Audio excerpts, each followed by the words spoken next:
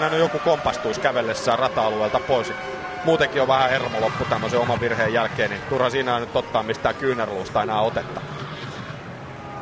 Kädet käy kuin tynnyri pesijällä hetken aikaa Heidfeldillä autossaan ja juuri siinä vaiheessa kun ollaan tulossa pois tuolta, niin auto spinnaa ja kaiken lisäksi vielä sammuu ja näin ollen takarivin paikkaa tarjotaan nyt Heidfeldille tosiaan huomiseen kauden 9. osakilpailuun.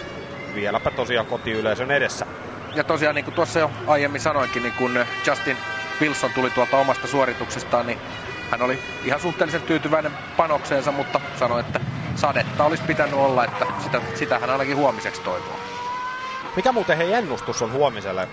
Onko mitään? No tämmöistä vähän samanlaista. Siis periaatteessa huomenna pitäisi kisan aikana olla ihan hyvä ja aurinkoinen keli.